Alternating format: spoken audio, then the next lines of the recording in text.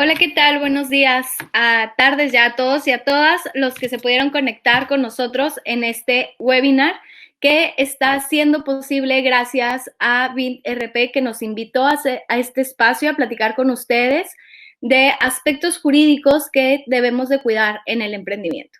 Entonces, el hecho de que estemos aquí busca que cada una de ustedes pueda tener el panorama completo de qué necesita tener al momento de emprender jurídicamente hablando. Yo soy Laura Esparza, vengo de Comenco, Startup Lawyers. En Comenco a lo que nos dedicamos es precisamente a asesorar jurídicamente a los emprendedores en la fase de arranque de cualquier negocio.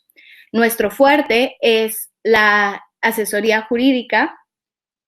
Lo que buscamos ahora es platicar con ustedes de algunos aspectos relevantes. Vamos a hablar de qué es un blindaje jurídico, para qué sirve tenerlo, desvincular ahí algunos mitos que hay sobre los abogados, sobre el emprendimiento, a darles algunos tips de qué tienen que cuidar para no protagonizar casos de terror. ¿A qué me refiero con casos de terror? Bueno, pues que en Comenco, durante nuestra experiencia, hemos tenido clientes que nos han tocado en todas las fases del emprendimiento. Hay algunos que se protegen desde inicios del proyecto y hay otros que vienen a nosotros cuando ya hay un problema, cuando ya están protagonizando un caso de terror, cuando están siendo víctimas de ahí algunos problemas y que tenemos que entrar a ayudarlos. Entonces, todo esto va a ayudar a que evitemos llegar a ese punto. Normalmente en el tema de emprendimiento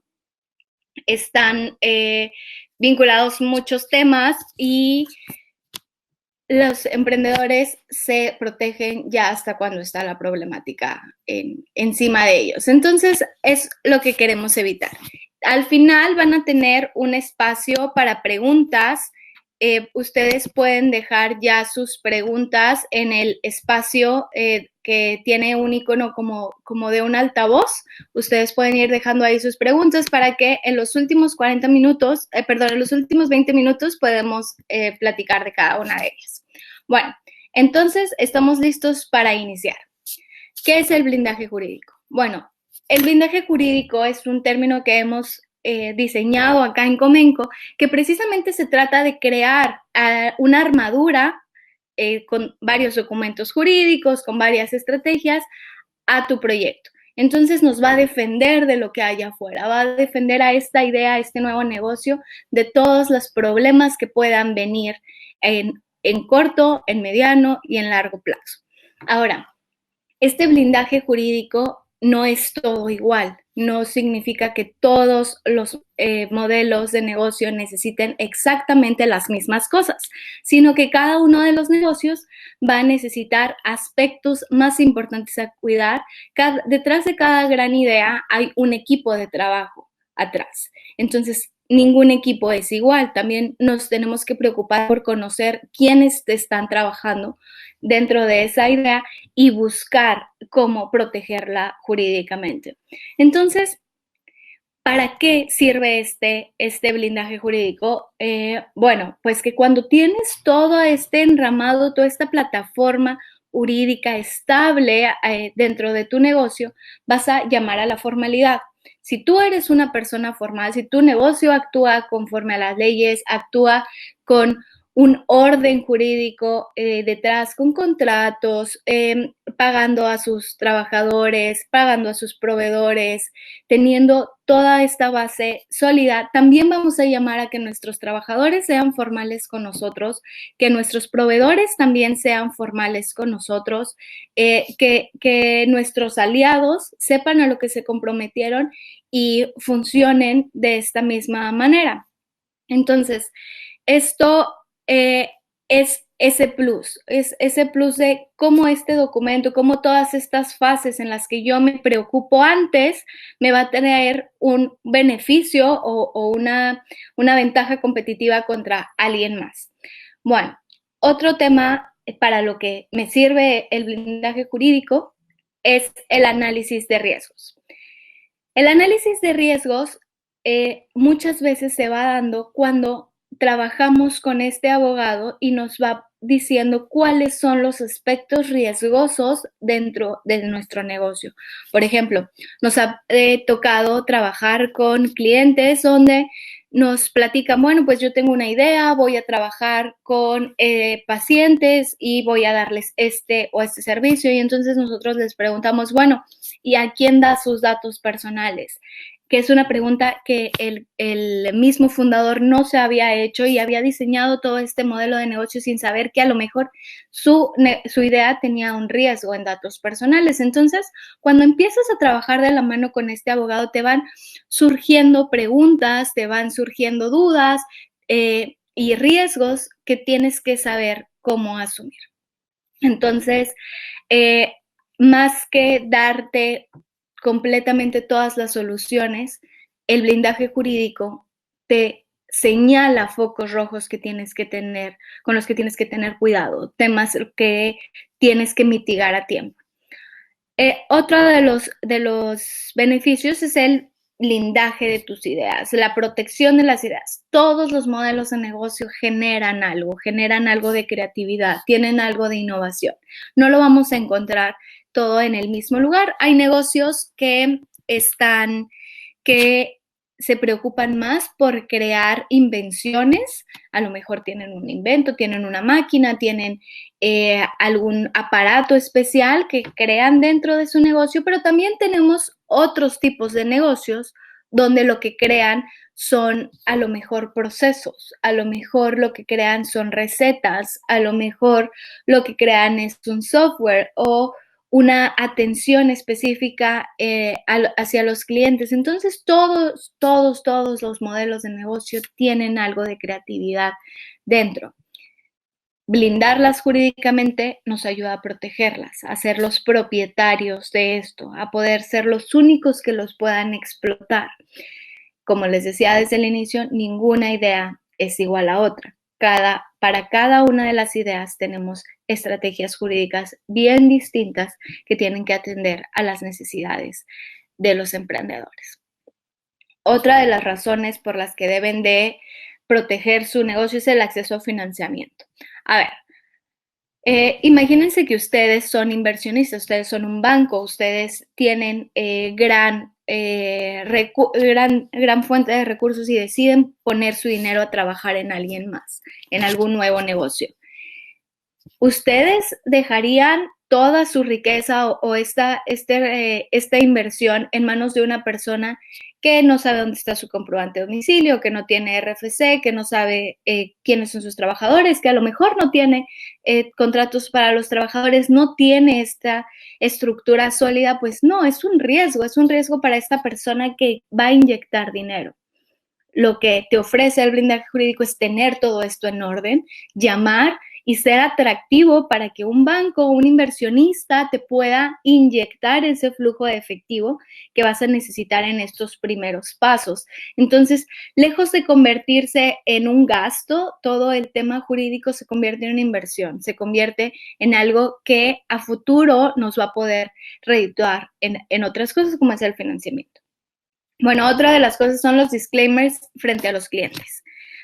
Cuando nosotros contamos con las herramientas, contamos con los contratos para nuestros clientes, podemos hacer justo ahí los disclaimers necesarios, decirle a los clientes qué es lo que incluye tu servicio, qué es lo que no incluye tu servicio, hasta dónde te haces responsable o no. ¿Por qué? Para evitar que estos clientes después se enojen porque pensaban que tu servicio o tu producto era una cosa y resulta que no, que era otra. Entonces nos ayuda a mitigar también eso. Hacer bootstrapping inteligente. Bueno, pues en nuestra experiencia nos hemos topado con muchísimos emprendedores y una de las cosas que es reincidente es esta necesidad de decir, bueno, pues ¿cómo optimizo mis recursos? Yo hago mi propio logo, yo soy mi propia secretaria, yo hago mis propias vueltas a visitar clientes, yo hago mi propio marketing. Pero tenemos que ser muy inteligentes cuando hacemos esto. No todo puede estar dentro de nuestras manos. Hay ciertos aspectos que tienen que atenderlos un verdadero especialista en el tema. Entonces, muchas veces cuando el emprendedor tiene todas estas ganas de hacerlo por sí mismo y de hacerse de herramientas que él mismo haya generado, nos topamos con que bajan contratos de internet, que a lo mejor encuentran unos términos y condiciones de un competidor, lo copian y lo pegan y lo empiezan a modificar, y muchas veces, lejos de ayudar, puede perjudicar.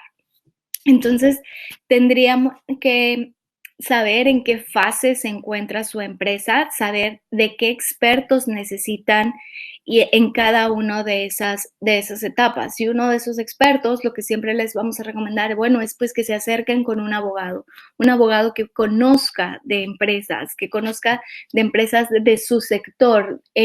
¿Por qué? Porque habemos muchos abogados en México, pero tenemos unas especialidades bien distintas. A lo mejor ustedes van con el mejor abogado, pero es el mejor abogado en temas penales o en temas familiares, y a lo mejor no les va a poder dar una asesoría tan acertada a lo que necesita cada uno de sus negocios. Entonces, tenemos que ser inteligentes con eso. Y bueno, en general, el blindaje jurídico se trata precisamente de la regulación interna que va a tener tu empresa para con los socios, para con los empleados, para los freelancers, para los clientes. Entonces, esos son los beneficios. La idea es que puedan tomar estas decisiones asertivas en la etapa en la que se encuentran. ¿Por qué? Bueno, pues hemos encontrado que el 75% de las empresas no sobreviven al Valle de la Muerte. Esto es Valle de la Muerte, que se trata de los primeros 2 años de creación. Hay estadísticas que justamente nos hablan que los emprendimientos ahí se caen, no logran pasar a estos 2 años, y una de las razones es porque el 90% no tuvo asesoría especializada. Entonces, estamos hablando que los temas jurídicos de los que nos queremos escapar, de los que a veces tenemos miedo de preguntar, son muy importantes, y la idea es que en esta pequeña charla podamos acercar a ustedes algunos tips, algunas cosas que ustedes vayan tomando notas y la puedan utilizar para cada una de sus empresas. Bien. Primero, vamos a hablar del bootstrapping legal. ¿Qué es lo que no hay que hacer? ¿Cuándo estamos aplicando mal? Bueno, pues cuando vamos a este do-it-yourself desenfrenado, o sea, que yo creo que puedo hacer mis contratos, mi aviso de privacidad, yo puedo hacer mi sociedad solo, yo decido que en mi modelo de negocios puedo hacer una u otra cosa bajada de internet. Entonces, ahí estamos haciendo algo mal. Otra cosa, cultura del bomberazo. ¿Cuándo me acerco con un abogado? Bueno, pues cuando ya me pasó algo malo, cuando ya estoy justamente en el fuego, que ya me estoy quemando porque a lo mejor uno de mis trabajadores está molesto conmigo y me está demandando, alguno de mis clientes me avisó que se va a ir a la Profeco, cuando alguno de mis socios me está quedando mal o mi inversionista. Entonces, ya tengo el problema aquí y busco un salvavidas, busco un bombero que venga a apagar el fuego, y realmente eso no debería ser. ¿Por qué esperarse hasta ese momento? Va a salir más caro y más tardado arreglar un problema que prevenirlo. El chilerismo y las emergencias imprevistas. Bueno, pues se trata de justamente esto, de dejar todo al último, de decir, bueno, a mí no me va a pasar, jugar con esas probabilidades y pensar, bueno, pues yo no creo que alguien quiera robarse mi marca, yo no creo que alguien quiera generar mi mismo modelo de negocio. Y más que nada nos habla de que tenemos que abrir nuestra mente a que muchas veces sí hay personas que tienen ideas muy parecidas, sí hay personas que nos van a hacer competencia, sí hay personas que van a poder perjudicar el desempeño del negocio, y cosas que se pueden prevenir teniendo herramientas jurídicas previas. Ahora, ¿qué sí hacer?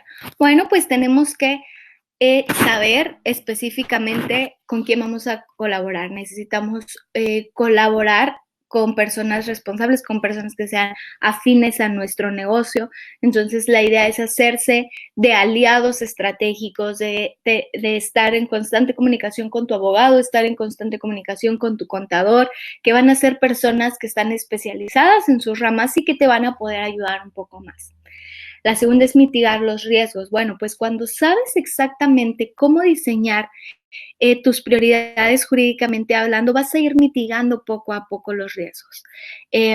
Esto nos ayuda a hacer estos tiros de francotirador, es decir, sabemos que los emprendedores tienen recursos limitados, que su empresa está en constante evolución y que probablemente las necesidades de hoy no van a ser las necesidades de mañana. El chiste es identificar exactamente qué se puede ir cubriendo para tener una protección más completa, una protección duradera y que vaya acorde a la fase en la que se encuentra el negocio. Bien, entonces buscamos esta protección completa. Y acá les dejo una slide donde habla de algunos aspectos, son los más importantes que una empresa se tiene que cubrir con este blindaje jurídico. Bueno, entre los accionistas, los socios son parte fundamental de una empresa, son las personas que van a inyectar el dinero, van a ser las personas que van a estar trabajando, a lo mejor en las fases tempranas de la empresa, necesitan estar protegidos. El inversionista es la persona que va a inyectar el dinero, que va a venir cuando nuestro proyecto se le hizo atractivo y que va a querer algo a cambio. Va a querer a lo mejor un porcentaje de ganancia al final de cierto tiempo, va a querer una parte de nuestra empresa, a lo mejor va a querer ser parte de cierto proyecto, de cierta expansión. Tenemos que preocuparnos por eso jurídicamente. Por nuestros trabajadores, bueno, pues ellos son parte muy importante dentro de nuestra empresa. Tenemos que preocuparnos jurídicamente sobre ellos. Tenemos un contrato, cómo les estamos pagando, tenemos algún riesgo con ellos. Misma cosa con los freelancers. Normalmente pensamos que estas personas que son independientes en nuestra empresa a lo mejor son menos riesgosas para la empresa y tenemos que hacernos preguntas para identificar si es adecuado o no que tengamos freelancers. También con nuestros proveedores. Hay modelos de negocio que se basan en gran parte de tener buenos proveedores, proveedores que cumplan a tiempo, proveedores que cumplan en calidad, porque si no, eso hace perder ventas, eso trae consecuencias muy negativas. Entonces, también nos tenemos que preocupar sobre cuál es nuestro vínculo jurídico con ellos, con nuestros clientes también, que era lo que les platicaba. ¿Por qué esperarnos a tener un cliente insatisfecho si nosotros podemos desde el inicio decirle cuáles son las reglas de nuestro juego, qué es lo que ofrecemos y qué es lo que no? Y otro aspecto son las creaciones y los productos, qué es lo que yo estoy generando. Entonces ya vimos que tenemos muchas ramas que cubrir, tenemos muchos temas que circundan a nuestra empresa y que para cada uno de ustedes la prioridad va a ser bien distinta y la estrategia tendría que ser también en ese sentido distinta. Entonces, la idea es que ahora vayamos uno a uno tratando este enramado, dándoles algunos tips jurídicos para cada una de ellas, para abrirles el panorama. La idea de este webinar es que no es que salgan siendo completamente abogados, sino que puedan tener, la idea de lo más importante que tienen que proteger. Bien, entonces, empecemos por la pregunta del millón. ¿Nos conviene operar como persona física o como persona moral? Las personas morales, no sé si alguno de ustedes haya escuchado qué es, pero la persona moral es el nombre que nosotros los abogados les damos a las empresas. Es esta creación, esta ficción de que vamos a generar una nueva persona desvinculada de las personas físicas que estamos detrás. ¿Y eso por qué nos sirve? Bueno, por la responsabilidad jurídica que conlleva hacer un negocio. Aquí tenemos dos opciones. La persona física que normalmente trabaja como persona física con una actividad empresarial, que a lo mejor está en el régimen de incorporación fiscal en el SAT. Este régimen es específico para esas personas, dura 10 años, tiene un tope de ingresos hasta 2 millones, tiene algunas restricciones en qué puede operar la persona. Y la gran ventaja que siempre nos dicen los emprendedores es, bueno, pues es que yo no tengo que invertir más en crear una empresa. Yo opero yo solo, yo no tengo que invertir en un notario. es más fácil de operar porque soy yo mismo, entonces yo tengo toda la contabilidad, yo tengo todo lo que necesito para operar mi empresa. Bueno, la gran desventaja es que tú eres responsable frente a terceros. Y esa responsabilidad implica todo lo que tú tienes, no solamente lo que tienes en el negocio. Pues imagínense el caso de una persona que a lo mejor recibió una herencia, que sus papás le dejaron algunas casas, le dejaron un monto de dinero, decide poner un negocio. En el negocio no le va bien y adquiere una deuda muy, muy grande. Cuando las ganancias del negocio no le alcanzan para cubrir esa deuda, la persona a la que le debe se va a acabar la bolsa que tenía para el negocio y se va a pasar hasta la bolsa que tenía la persona en lo individual. Eso quiere decir que va a poder cobrarse de las casas que le habían heredado, del dinero que había generado durante toda su vida. Entonces no hay ese límite hasta dónde puede ir una persona a la que le debes con esta bolsa económica o con esta responsabilidad que tenemos las personas físicas cuando trabajamos como persona física con otros clientes, con otros proveedores. Entonces esa es la gran desventaja. Ahora, la persona moral, que es la otra que ven en su pantalla. Bueno, normalmente una de las grandes desventajas o de este miedo que tienen los emprendedores para irse por la persona moral es porque dicen, bueno, es que es muy tardado hacer una empresa. Me voy a llevar mucho dinero y mucho tiempo y mucho esfuerzo en poderla operar. ¿Por qué? Porque se tienen que hacer muchas cosas que yo no sé, muchas cosas de las que no me quiero preocupar ahorita porque yo tengo un modelo de negocio en puerta y lo estoy desarrollando. La ventaja de estas empresas es precisamente un tema que se llama el velo corporativo, que es esta protección entre el dinero que tienen los socios en lo personal con el dinero que tiene la empresa. Entonces, ¿se acuerdan de esta ficción jurídica que les había platicado de que creamos una persona independiente? Bueno, pues esa persona independiente va a tener su propia bolsa de dinero.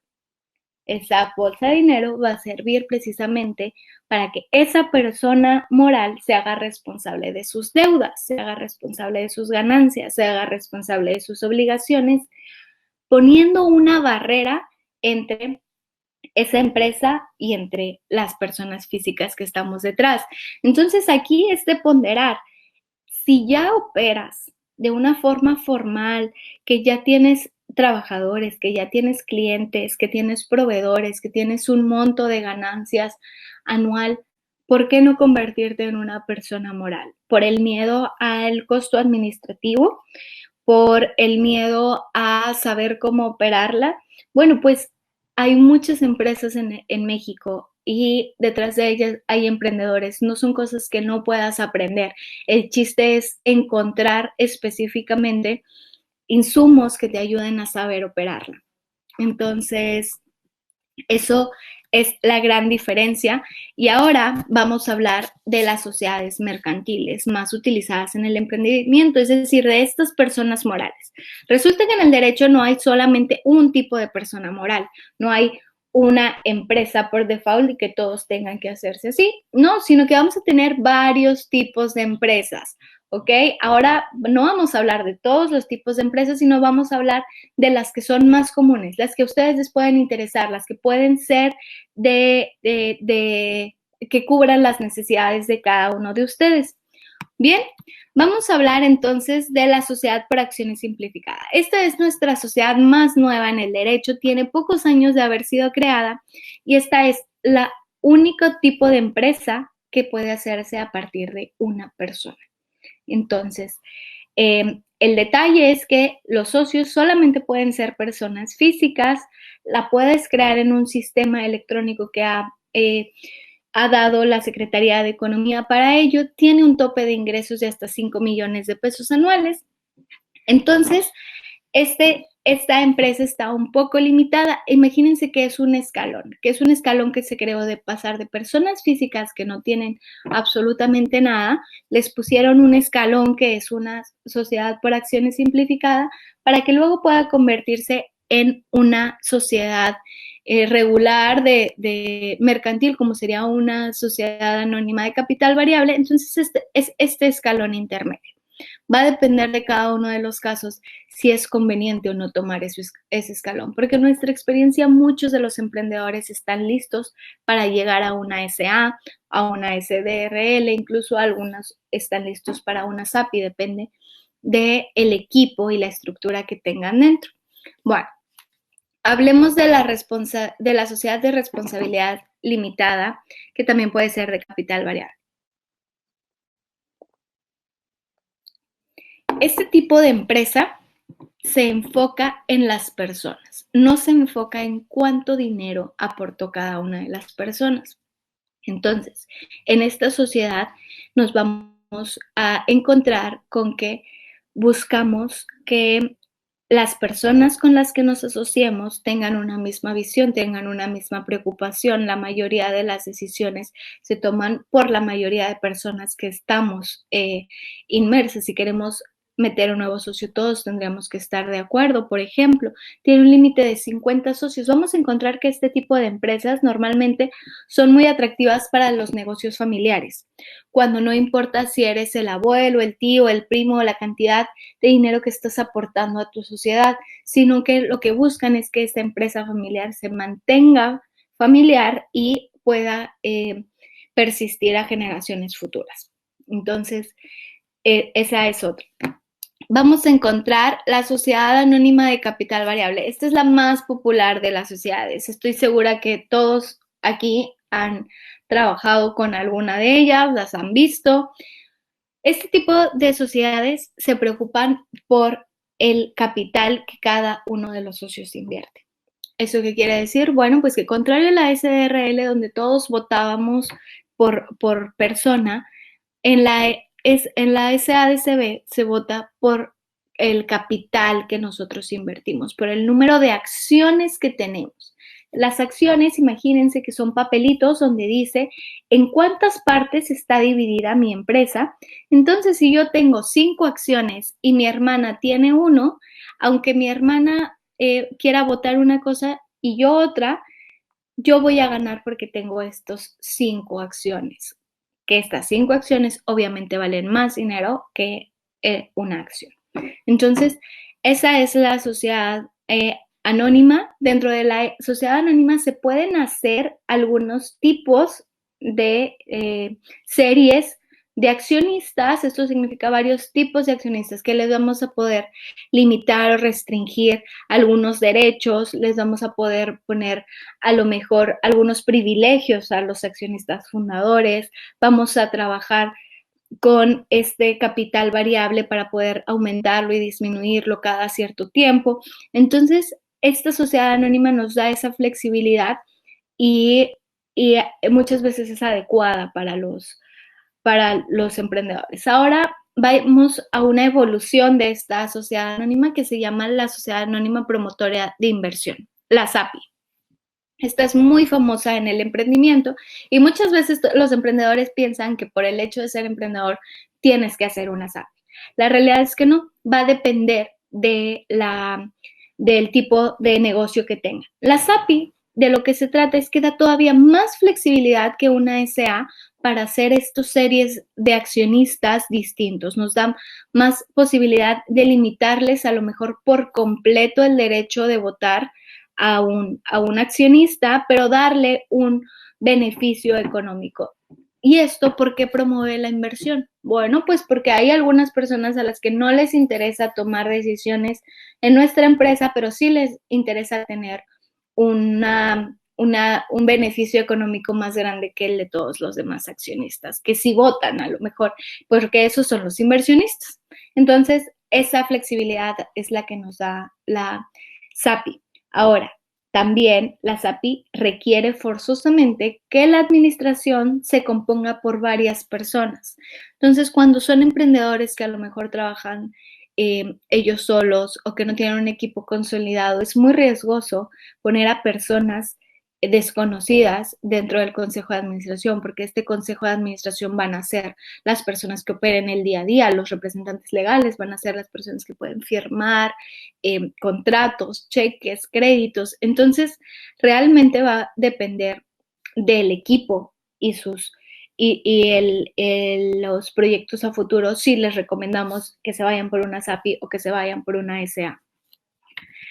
Bien, ¿qué es una sociedad tailor-made? Nosotros siempre creemos que las sociedades, o sea, esta persona moral, tiene que estar hecha a la medida. ¿Por qué? Bueno, pues porque encontramos que allá afuera hay muchos modelos de empresas que a lo mejor recomiendan a algunos abogados o recomiendan a algunos notarios, que son estatutos sociales básicos, que no están hechos a la medida de mi equipo. Por ejemplo, este tema que les platicaba, bueno, pues tienes que preocuparte por tener algunas series de acciones especiales para los inversionistas, especiales para los socios fundadores, especiales para esto. Muchas veces los machotes no te lo van a ofrecer porque no van a conocer a tu equipo, no va a conocer tu proyecto, no va a conocer tus metas a corto y a mediano plazo. Entonces, va a ser una sociedad del montón y eso está ligado a esta dificultad que tienen los emprendedores para operarla. Claro que un emprendedor no va a saber cómo operar una sociedad que no está hecha a la medida, que tiene cosas complejas, que tiene cosas que nadie le explicó, que nadie se preocupó por ajustarlo a lo que él quería o lo que él puede hacer, a su equipo. Entonces, en la medida de que tu empresa esté hecha a quedarte lo suficientemente bien para que puedas crecer, pero no tan apretado que no te deje crecer, va a ser más fácil de operar. Tus estatutos sociales, esto que les platico que es las reglas del juego dentro de una sociedad, precisamente se van a preocupar por eso. Esto es lo que buscamos que sea tailor-made, de hecho a la medida. En esos estatutos sociales vienen las reglas del juego, vienen quiénes son los accionistas, qué tipos de accionistas podemos tener, todas estas clases que yo les platicaba, sobre qué cosas se pueden votar, sobre qué cosas no se pueden votar, qué es lo que va a hacer tu empresa, qué es lo que no puede hacer tu empresa, por cuánto tiempo va a estar. Entonces, es muy importante que nos preocupemos, que al momento que decidamos tomar ese paso de convertirnos en una empresa moral, una persona moral, nos aseguremos de contar con asesoría lo suficientemente especializada y que busquemos siempre no que nosotros encajemos en lo que ya está predeterminado, sino buscar cómo podernos poner este traje, cómo esto nos puede funcionar a nuestro modelo de negocio. Entonces, bien, hasta aquí hemos terminado con las sociedades. La idea es darles este panorama, ya lo tienen más completo. Les recomiendo que vayan ahí anotando todas sus dudas sobre las sociedades, que vayan poniéndose en sus pendientes, a lo mejor investigar más sobre alguna que les hizo ruido, que creen que pueden utilizar dentro de su empresa. Y vamos a pasar a la segunda parte, que ya vamos a hablar sobre los contratos que necesitamos. Bueno, los contratos que necesitamos, ¿se acuerdan de esta protección completa de todos estos elementos o personas con las que interactúa nuestro startup? Bueno, pues acá vamos a dejar los más importantes. Protegernos en la red. Muchos de nuestros negocios tienen ya una página de internet, tienen una aplicación, tienen algún modelo electrónico de intercambio de información entre nuestros clientes y nosotros. Entonces, ¿qué necesitamos? Unos términos y condiciones. Los términos y condiciones realmente son la única ventana en la que podemos platicar con nuestro cliente antes de iniciar un servicio en línea. Y es el documento que es más difícil de hacer para un abogado y es el que menos lee la gente. O sea, estoy segura que todos ustedes entran a muchos sitios, compran muchos servicios o muchos productos, jamás leyeron los términos y condiciones. Bueno, pues nosotros como emprendedores tenemos que utilizar esa ventana para explicar con punto y coma a nuestro cliente qué hacemos, qué no hacemos, cuáles son sus responsabilidades. ¿Por qué? porque aunque ellos no los lean, es nuestra forma de blindarnos jurídicamente. Tiene que estar forzosamente hecho a la medida. No podemos utilizar términos y condiciones genéricos de alguien más porque ese alguien más trabaja de una forma distinta a nosotros. Tiene que ser completamente adecuado al riesgo que podemos asumir, porque muchas veces algunos de los clientes me han dicho, bueno, Laura, tú ponle lo que tú quieras a los términos y condiciones, lo que tú creas. Entonces, cuando llegamos, por ejemplo, a reembolsos, bueno, pues yo te puedo decir lo que yo quiera, bueno, pues reembolso 100%. Híjole, imagínate si una empresa estuviera haciendo reembolsos al 100% y es muy pequeñita, ese tipo de reembolsos la quiebran. Entonces, la idea es que ustedes pongan las reglas del juego y le digan a su abogado qué es lo que quieren plasmar. Por eso ese documento tiene que estar extremadamente hecho a la medida y cuidado con pinzas. Bueno, el aviso de privacidad. El aviso de privacidad es un requisito por ley para todas las personas que recabamos información personal de cualquier otra. Entonces, si tú estás recabando el nombre de tus clientes, a lo mejor su edad, a lo mejor su dirección, ya estás recabando información personal y no es opcional tener un aviso de privacidad. Estos avisos de privacidad pueden estar en físico o en digital, en tu página web, en tu aplicación o físico cuando tú llegues a una tienda.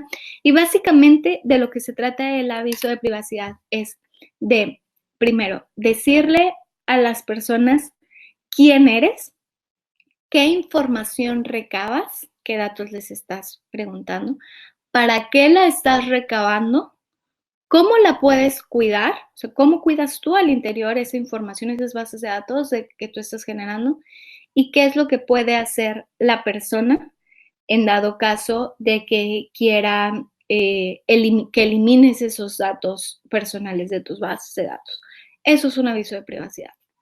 Dominar tu dominio. Bueno, pues muchas veces ahí hay conflictos con los dominios web que se compran antes o después de registrar la marca. Muchas veces la marca muta y ya no eres dueño del dominio, o que a lo mejor hay una persona que ya compró el dominio en la red. Entonces, lo ideal es tener programado que necesitamos también saber cómo nos vamos a llamar nuestra marca registrada. Queremos que el dominio sea igual al nombre de nuestra empresa o igual al de nuestra marca, que van a ser cosas distintas. A lo mejor queremos que tener una página por cada uno de nuestros productos. Va a ser cuestión de ustedes, pero tienen que tener en el radar. Otros contratos con los inversionistas. A ver, hay muchos tipos de inversionistas. Hay inversionistas que ingresan capital semilla, hay inversionistas que son de riesgo, hay inversionistas que son bancarios, que están bancarizados, entonces tienen unas reglas de operación distintas. Para cada uno de esos hay muchos documentos o muchos tipos de contratos que podemos hacer. El chiste es que en estos documentos pongamos las reglas de juego de la inversión. ¿Para qué vamos a utilizar ese dinero? ¿Qué te vamos a regresar a cambio? ¿En cuánto tiempo te lo vamos a regresar? ¿Qué pasa si mi empresa no le va bien? ¿Qué pasa si me quiero expandir? Toda esta información nos va a ayudar a tener una buena relación con nuestro inversionista. Esa va a ser nuestra forma de comunicarnos con él y poner las reglas o las cartas sobre la mesa de lo que vamos a utilizar su inversión y lo que él puede esperar a cambio. ¿Ok? Y muy importante, un NDA, que es un convenio de confidencialidad con nuestros inversionistas. Como son personas que a lo mejor se van a dedicar a invertir o inyectar capital en muchas otras empresas, tenemos que asegurarnos de contar con este documento, este convenio de confidencialidad, donde le vamos a impedir que pueda utilizar toda la información que yo le estoy dando de mi negocio para que me invierta, para que no se la pueda dar a lo mejor a otro negocio o que él no pueda hacer uno similar. ¿Para qué? Bueno, pues para proteger mi propia idea, para proteger que en lugar de que yo estuve buscando una solución a mis problemas, justamente me encontré una problemática más. El siguiente, hablamos de los colaboradores. Los colaboradores tenemos que pensar si van a ser trabajadores o van a ser freelancers, si van a trabajar de forma independiente o si realmente nosotros tenemos una obligación frente a ellos como si fueran nuestros trabajadores. Esto es muy importante ser muy sinceros con nosotros, porque un trabajador se considera una persona sobre la que tenemos que tiene subordinación frente a nosotros, a que nosotros le podemos dar órdenes, le podemos decir qué hacer, que tiene una jornada fija, que tiene un sueldo fijo y una dependencia económica de nosotros. Entonces, a lo mejor ustedes me dicen, no, pero es que yo no le digo qué hacer, solamente le digo que sea la cajera dentro de mi empresa y ella sabe cómo cobrar el dinero, pero pues al final del día me lo tiene que guardar. Bueno, pues sí hay una subordinación. No tiene un horario fijo, yo solamente le digo que cumpla 10 horas a la semana. Bueno, pero esas 10 horas es su trabajo exclusivo, hace solamente actividades para ti, tú le pagas un salario fijo. Entonces, entre más elementos vayamos teniendo para considerar que una persona es nuestro trabajador, tenemos que ser más realistas con nosotros y saber que como es nuestro trabajador, tenemos que cubrir con nuestras obligaciones como patrones. IMSS, aguinaldo, vacaciones, prima de antigüedad, todas estas cosas que se van generando cuando tenemos trabajadores, porque muchas veces queremos evitarnos eso diciendo que todas las personas que trabajan con nosotros son freelancers, son colaboradores, son personas a las que a lo mejor les pago por proyecto. Bueno, pues resulta que si yo le empiezo a pagar por proyecto, pero ese proyecto cada vez es el mismo y es una actividad que está inmersa a lo que yo hago, pues esa persona va a tener más herramientas para decir que es un trabajador. Y entonces en lugar de evitarme pagar unas cuotas obrero-patronales o asumir estas obligaciones, me estoy generando un riesgo de alguna demanda laboral porque no respondí como trabajador, como empleador frente a este freelancer. Estas son preguntas que ustedes tienen que hacerse y para cada uno de ellos va a ser un contrato distinto. Si tenemos un trabajador, ahí vamos a preocuparnos por hacer un contrato muy fuerte, poniéndole todas las reglas sobre las que queremos que trabaje en nuestra empresa, todas las cosas que no vamos a tolerar, algunas faltas, si la persona a lo mejor no es honesta, no llega a tiempo, bueno, vamos a tener varias causas para despedirlo. Entonces nos vamos a preocupar porque ese contrato tenga unas reglas muy fuertes para hacer nuestro día a día con él un poco más claro. Si es un colaborador, si es un freelancer, si es una persona que no depende de nosotros, la preocupación es distinta. Ahí, ¿por qué nos vamos a preocupar? Bueno, pues por nuestra propiedad intelectual, por los datos que nosotros le estamos dando a nuestros clientes, por cuestiones de calidad en la entrega del producto, del servicio por el que lo estamos contratando.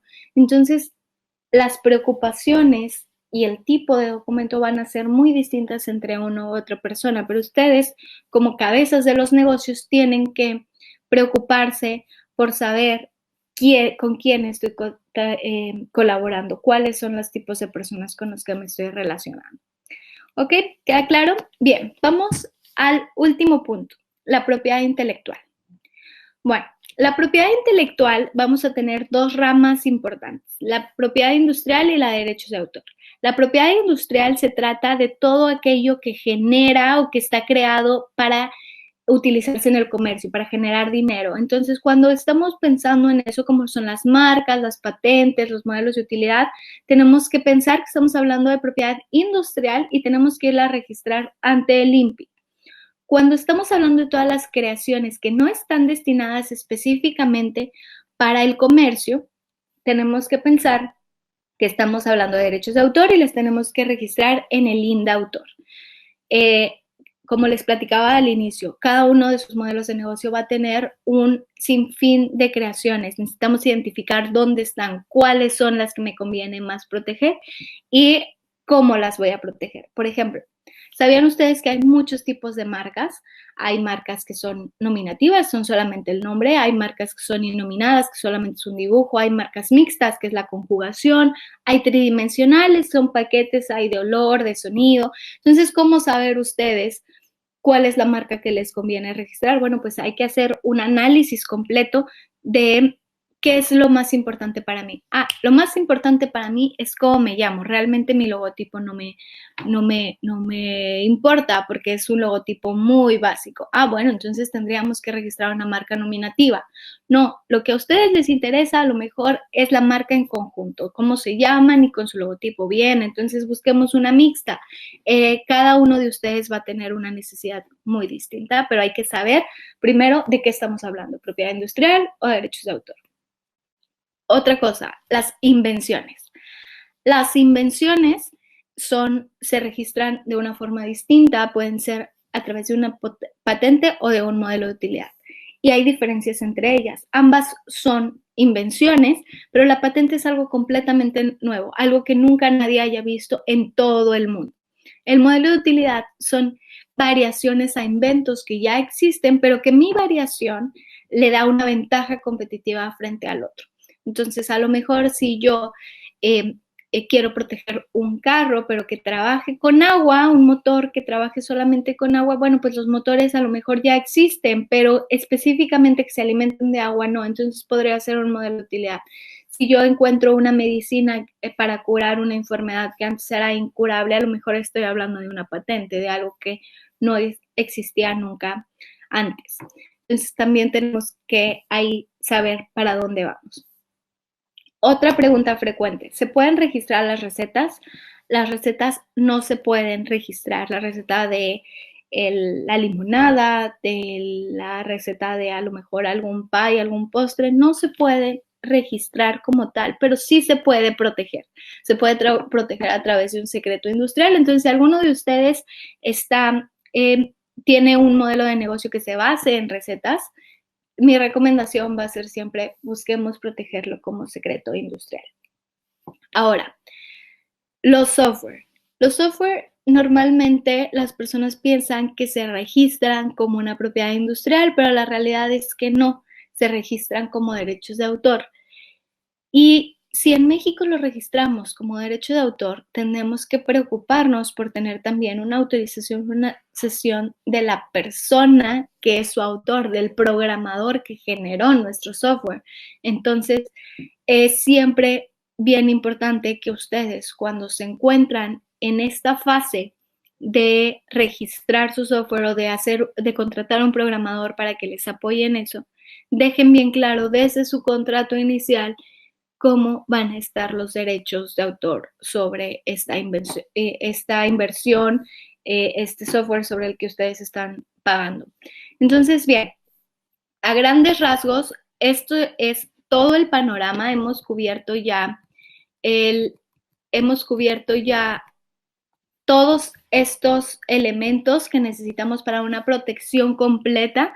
Los invito a que vayan dejando sus preguntas. Voy a iniciar con algunas que tengo por acá. Vamos a ver. No sé si ya todos pueden ver las preguntas en su pantalla.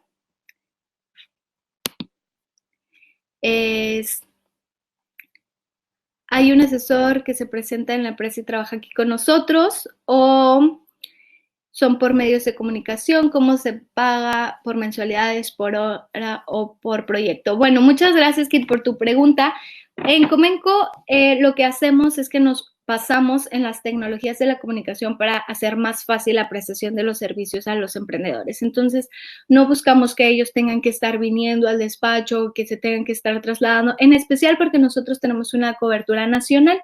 Entonces, para algunos de los clientes sería muy difícil trasladarse desde su ciudad de origen hasta donde estamos nosotros. Todo lo damos con herramientas virtuales. Eso quiere decir por correos, por videollamadas, por videoconferencias. Dentro de nuestros servicios tenemos paquetes. Entonces, ahí esos paquetes están diseñados para cada uno de los tipos de empresas de las que hemos platicado, unas que van iniciando. Entonces, tenemos un paquete de servicios que ya hemos diseñado y que hemos pensado para estas pequeñas empresas. Tenemos un paquete que es un poco más grande, que es para empresas que están a la mitad, que a lo mejor ya empezaron a operar, otro que es para empresas que ya tienen cierto tiempo de creación. Entonces, hemos diseñado esos paquetes, todos están a la vista de ustedes en nuestra página que por acá se las dejaré para que puedan conocer un poco más de los servicios que nosotros damos. Acá lo más importante para nosotros es que ustedes se lleven toda esta información que pueda ser útiles para cada uno de sus negocios, que como les dije al inicio, no se trata de darles todas las respuestas, sino señalar hacia dónde tienen que preocuparse, porque los temas jurídicos son vitales para el inicio de un negocio. Lo que queremos es que ustedes puedan llevarse de acá todas las herramientas para salir allá afuera y protegerse de estos tiburones que a lo mejor están detrás de nuestras creaciones y de nuestro proyecto, y que puedan hacerse de aliados estratégicos. Entonces, vemos otra pregunta.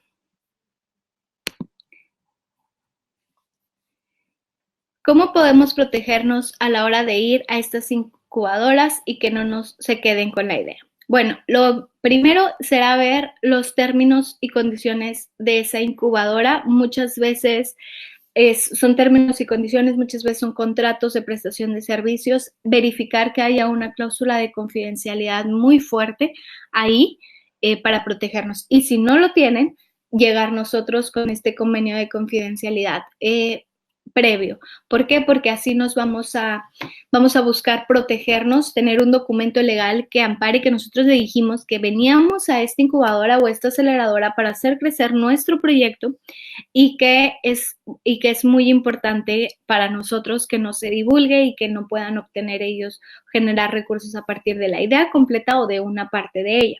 Ahora, eso también va a ser muy importante, Henry, cuando vemos que a lo mejor estamos en incubadoras o en aceleradoras donde convivimos con otros emprendedores de giros muy similares. Ahí la recomendación es menos jurídica y más práctica administrativa. Identificar las cosas que podemos compartir, las cosas que son genéricas y las cosas que son que nos dan una ventaja competitiva sobre algún otro competidor o alguna otra persona que está siendo también incubado o acelerado ahí. Entonces, esa sería la recomendación. Bien, entonces, si alguien tiene alguna otra pregunta, es justamente el momento de hacerlo antes de que cerremos nuestra charla. Por mi parte, voy agradeciéndoles su paciencia, su tiempo. Espero que esto haya sido de interés. Y la última recomendación que les voy a dar es que nos sigan en redes sociales. En redes sociales nosotros estamos constantemente publicando información que ayuda a los emprendedores a conocer más de aspectos jurídicos. Entonces, la idea es que ustedes se encuentren empapados de los temas más novedosos o más especializados, hablando de blindaje jurídico para emprendedores, que ustedes puedan acceder a él fácilmente desde sus celulares. Entonces, síganos, va a haber información que estoy segura que va a hacer la diferencia para su negocio. Entonces, bien, si no hay nadie más que tenga una pregunta, por mi parte es todo. Me dio muchísimo gusto saludarlos. Les recuerdo nuestras redes sociales, son Comenco MX en Facebook, Twitter, Instagram. Y ahí está nuestra página web, que es comenco.mx. De cualquier forma, me pueden contactar en el correo info@comenco.mx para cualquier duda o pregunta que les haya surgido. De nuevo, quiero agradecer mucho a Vint RP por este espacio para poder platicar con ustedes. Son alianzas que nosotros valoramos mucho, porque tanto Vint como nosotros estamos muy convencidos de que los emprendedores necesitan hacerse de herramientas para potencializar sus ideas. Entonces, les agradezco mucho. Es posible que nos envíen este video. Va a estar guardado y grabado. Entonces, yo creo que sí se las podemos hacer llegar, y si no, luego estaremos publicando tanto en los canales de Vint. Bueno, muchísimas gracias. Ahí te avisan, Alejandro, que lo puedes encontrar en YouTube. Bueno, nos vemos. Muchísimas gracias.